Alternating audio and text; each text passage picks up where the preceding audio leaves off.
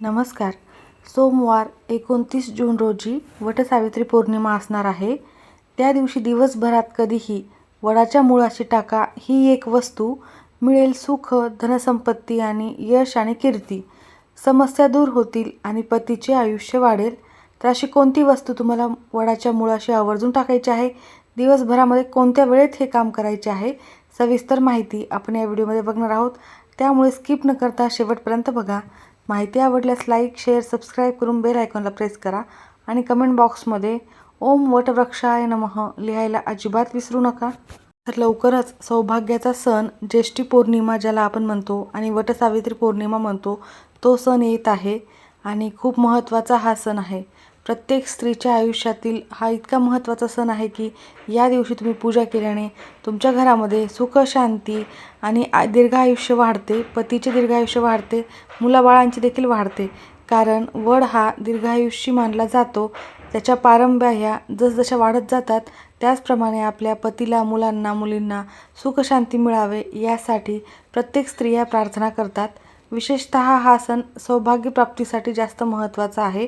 सौभाग्य रक्षण आणि सौभाग्यप्राप्ती त्यासोबतच तुमच्या पतीच्या कोणत्याही कामामध्ये अडथळे येऊ नये यासाठी देखील तुम्हाला या दिवशी अत्यंत महत्त्वाचे काही काम करायचे असतात. ज्येष्ठ महिना आला की आपल्या सगळ्यांच्या मनात एकच विचार असतो, खूप उत्साह असतो. कारण या काळात येते ती प्रत्येक सुवासिनीच्या मनाच्या अत्यंत जवळ असलेली पवित्र आणि श्रद्धेने भरलेले हे वटसावित्री व्रत. या दिवशी आपण सगळेच अगदी छान नटून थटून पारंपरिक वेशभूषा करून 16 शृंगार करून वडाच्या झाडाची विधिवत पूजा करत असतो आणि आपल्या पतीच्या दीर्घायुष्यासाठी, त्याच्या सुखी संसारासाठी आणि अखंड सौभाग्यासाठी आपण मनापासून उपवास करतो, प्रार्थना करतो. पण मैत्रिणींनो, मला सांगा, वटसावित्री म्हणजे फक्त उपवास करणे, नटणे आणि वडाला सूत गुंडाळणे एवढंच आहे का? नक्कीच असे नाही आहे. तर या व्रताच्या मागे केवळ धार्मिकच कर्मकांड नाही, तर एक खूप मोठी आध्यात्मिक शक्ती, एक रहस्यमय गुपित दडलेले आहे.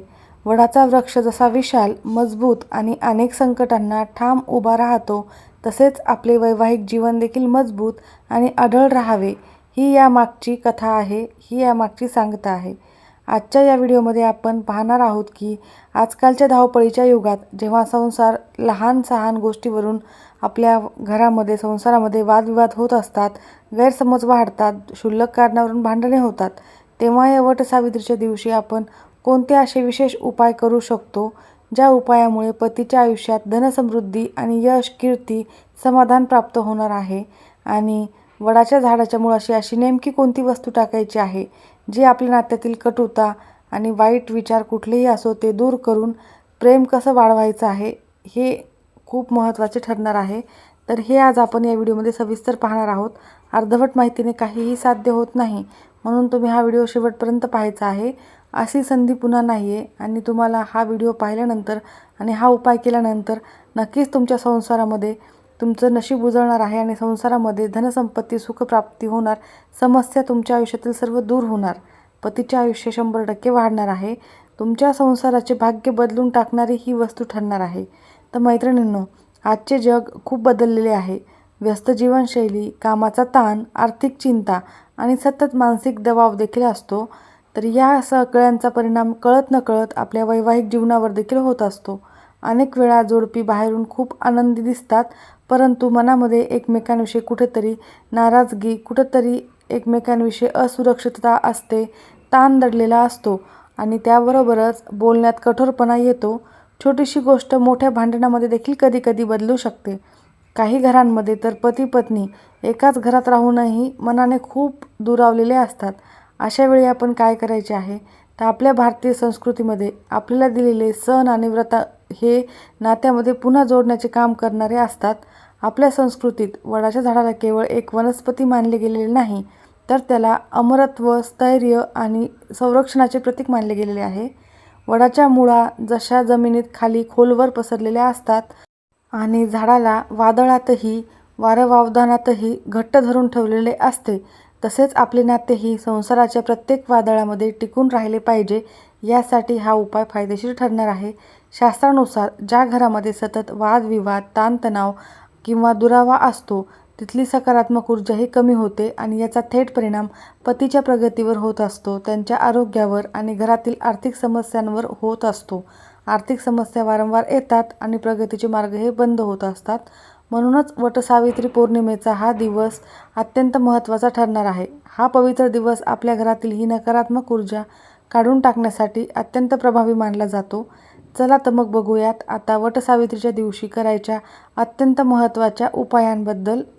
पहिला उपाय म्हणजे कच्च्या सुताचे संरक्षण कवच. पूजा करताना आपण वडाच्या भोवती वडाच्या झाडाला प्रदक्षिणा घालत असतो आणि कच्चा सूत गुंडाळत असतो.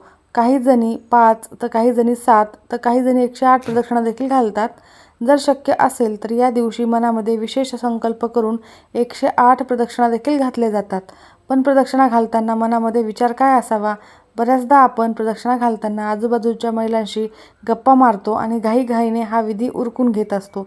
तसे न करता प्रदक्षिणा करत असताना मनामध्ये संकल्प ठेवायचा आहे आणि एकच शुद्ध संकल्प ठेवायचा आहे की हे वटवृक्ष राजा, माझ्या संसारातील सर्व राग, द्वेष, मतभेद, भांडणे, ताणतणाव दूर होऊ दे आणि माझ्या पतीचे रक्षण कर. त्याबरोबरच आमच्या घरातील जे प्रेम आणि दृढ विश्वास जो आहे तो वाढू दे.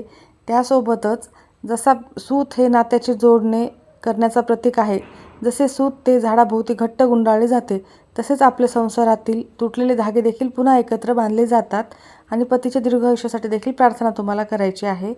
ज्योतिषशास्त्रानुसार वडाच्या झाडाचा संबंध हा बुध आणि शनी ग्रहाशी आहे. शनी ग्रहामुळे आयुष्यात तणाव आणि मानसिक थकवा हा येत असतो. तसेच बुध ग्रह कमजोर असेल तर संवादामध्ये गैरसमज निर्माण होऊ शकतो. जेव्हा तुम्ही मन शांत ठेवून पतीबद्दल एकदम प्रेमाची, आदराची भावना ठेवून जर प्रदक्षिणा घालत असताल, तेव्हा या ग्रहाचे दोष कमी होतात आणि नात्यामध्ये समजूतदारपणा वाढतो. आणि मनोभावे तुम्ही हे व्रत केले तर त्याचे 100% परिणाम चांगले तुम्हाला लगेचच बघायला मिळतात. तुमच्या घरामधील वातावरण एकदम सकारात्मक व्हायला सुरुवात होते. आता आपण या व्हिडिओमध्ये सर्वात मुख्य विषयाकडे वळूयात. वटसावित्रीच्या दिवशी पतीच्या जीवनामध्ये सुख, समृद्धी, धनप्राप्ती, यश, कीर्ती होण्यासाठी आणि समस्या दूर होण्यासाठी आणि पतीचे आयुष्य वाढण्यासाठी कोणती एक वस्तू तुम्हाला वडाच्या मुळाशी ठेवायची आहे. तर तुम्हाला वटपौर्णिमेच्या दिवशी सोमवारी सकाळी लवकर उठायचे आहे. स्वच्छ स्नान करायचे आहे. 16 शृंगार करायचे आहे. जे काही तुम्ही व्यवस्थितपणे मेकअप करता ते करायचं आहे. त्यासोबतच आवर्जून शुभ रंग असलेली साडी परिधान करायची आहे. कोणता शुभ रंग आहे आणि वटसावित्री पौर्णिमेला कोणता मंत्र म्हणायचा आहे आवर्जून पतीच्या संरक्षणासाठी, तर संपूर्ण सविस्तर व्हिडिओ माझ्या मोनिका कुलकर्णी MK या चॅनलवर अवेलेबल आहे, उपलब्ध आहे. तर तुम्ही तिथे जाऊन बघू शकता. नक्की बघा. अतिशय महत्त्वाचा व्हिडिओ तो ठरणार आहे. त्यामध्ये पूजेचे साहित्य, थोडक्यात पूजाविधी देखील सांगितलेले आहे. आवर्जून बघा किंवा लिंक डिस्क्रिप्शन बॉक्समध्ये मी देईल. स्वच्छ स्नान करून सुंदर अशी एखादी साडी नेसून तुम्हाला वटसावित्री पौर्णिमेच्या पूजेसाठी जायचे आहे. तर त्यावेळेला लगेचच तुम्ही हा उपाय करू शकता किंवा दिवसभरामध्ये कधीही केला तरी चालेल. परंतु शुभ मुहूर्त हा सकाळी 6:30 वाजल्यापासून ते 12:30 वाजेपर्यंत आहे. पूजेचा शुभ मुहूर्त तर या वेळेमध्ये केलं तरीही उत्तम ठरेल. तर यासाठी तुम्हाला पूजा करायला जाताना एक छोट्याशा भांड्यामध्ये थोडेसे कच्चे दूध आणि गंगाजल घ्यायचे आहे किंवा मग तुम्ही एका तांब्याच्या किंवा कुठल्याही एखाद्या तांब्यामध्ये घेऊ शकता. थोडेसे शुद्ध पाणी घेतलं तरी चालेल. गंगाजल असेल तर ते देखील घ्यायचे आहे आणि कच्चे दूध टाकायचे आहे. हे एकत्र करून घ्यायचे आहे आणि त्यांच्यासोबतच तुम्हाला थोडीशी हळद देखील घ्यायची आहे.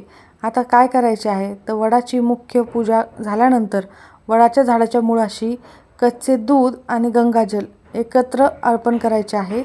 तर तुम्ही जे पाणी घेऊन जाणार आहात ते दुसऱ्या तांब्यामध्ये घेऊन जा आणि एका छोट्याशा पात्रामध्ये तुम्ही कच्चे दूध आणि गंगाजल एकत्र करून अगदी थोडेसे घेऊन गेलात तरीही चालेल.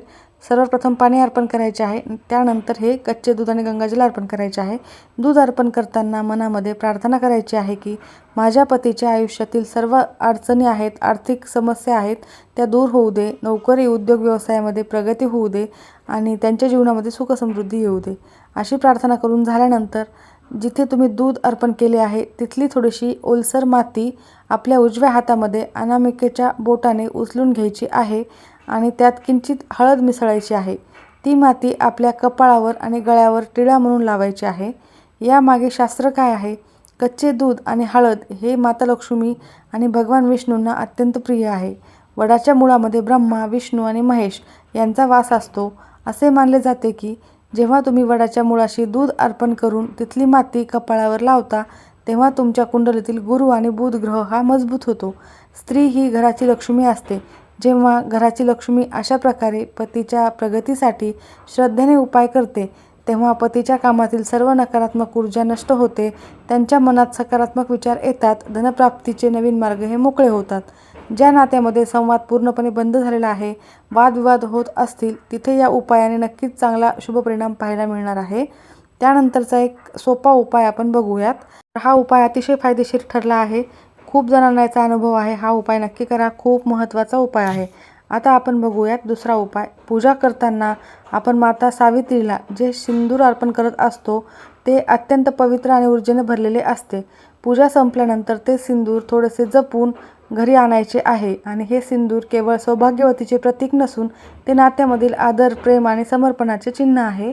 त्यामुळे तुम्हाला काय करायचे आहे, जर तुमच्या पती-पत्नीमध्ये सतत वादविवाद होत असतील, क्षुल्लक कारणावरून काही ना काही थोडंसं बोलण्यावरून वादविवाद होत असतील, एकमेकांविषयी आकर्षण कमी झाले असेल किंवा नात्यामध्ये एक कळत-नकळत दुरावा निर्माण झालेला असेल, तर तुम्हाला हा उपाय करायचा आहे.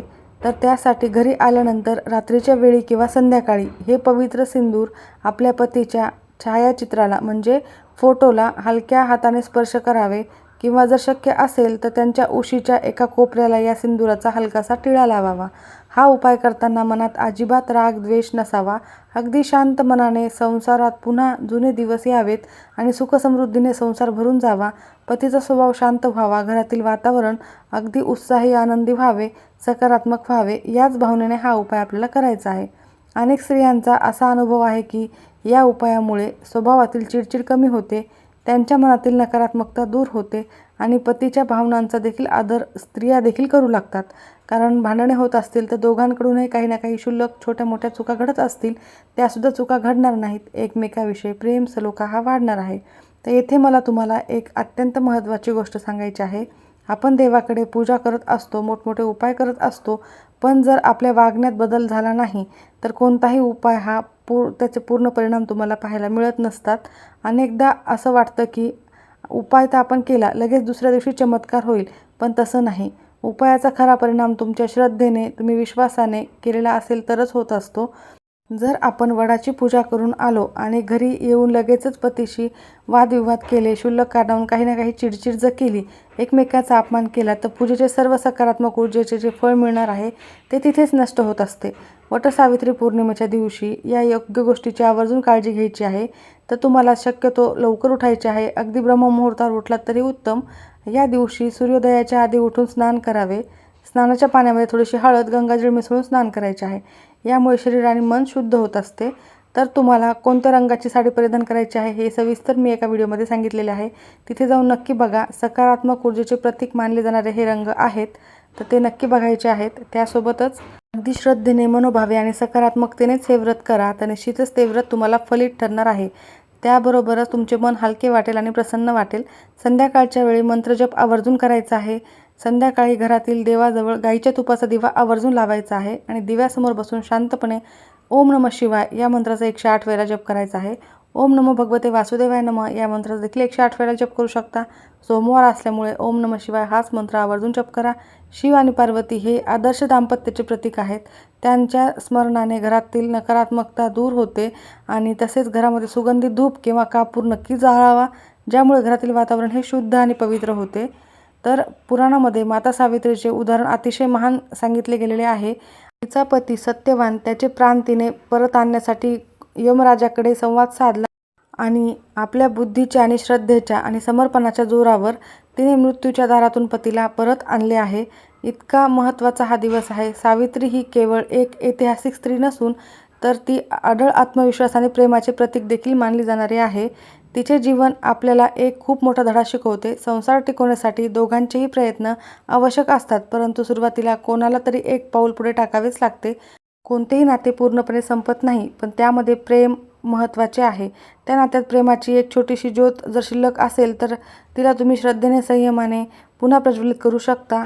आणि तुम्ही जर घरामध्ये जितके प्रसन्न राहाल तितकं तुमचं घर सुखसमाधानाने नक्कीच भरेल. समस्या सर्व दूर होतील. या दिवशी फक्त उपवास करू नका, तर रात्री झोपण्यापूर्वी पती पत्नीने एकमेकाशी मनामध्ये कृतज्ञता ठेवायची आहे. दिवसभरात देखील एकमेकांचे विषयी चांगल्या गोष्टी आठवायच्या आहेत आणि आयुष्यभरच तुम्ही एकमेकांविषयी कृतज्ञता ठेवली तर तुमचा संसार नक्कीच सुखाचा होणार आहे. आपण अनेकदा फक्त चूक हा लक्षात ठेवतो, पण समोरच्या व्यक्तीचे प्रयत्न विसरून जातो. असे करायचे नाही आहे. तो तुमचा पती देखील तुमच्या घरासाठी, तुमच्या मुलाबाळांसाठी धडपडत असतो आणि तुम्ही देखील त्याचा सुखी संसार होण्यासाठी सतत प्रयत्न करत असतात. तर तुम्ही दोघेही एकमेकांसाठी अत्यंत महत्त्वाचे आहेत. तुमच्या घराला, तुमच्या मुलांना चांगले संस्कार लागण्यासाठी आणि तुमच्या घरामध्ये नक्कीच सकारात्मकतेचा प्रभाव होऊन सकारात्मक वातावरणामध्ये जर घरात धनसंपत्ती, आर्थिक प्राप्ती होण्यासाठी आणि लक्ष्मी माता तुमच्या घरामध्ये राहण्यासाठी नक्कीच तुमच्या दोघांचे प्रयत्न हे खूप जास्त असतात, शर्तीचे प्रयत्न असतात. तर तुम्ही घरामध्ये सकारात्मक वातावरण ठेवा आणि हा उपाय नक्की करा. तुम्हाला निश्चितच फलित ठरणार आहे. सर्व समस्या दूर होतील. माहिती आवडल्यास नक्की लाईक करा. ज्या घरामध्ये स्त्रियांना मासिक धर्म असेल त्यांना हा उपाय करता येणार नाही, त्या सोडून इतर कोणीही केलं तरी चालेल. सुतक असेल तर हा उपाय कोणालाही करता येणार नाही. माहिती आवडल्यास लाईक करा. सर्वांचे खूप खूप धन्यवाद.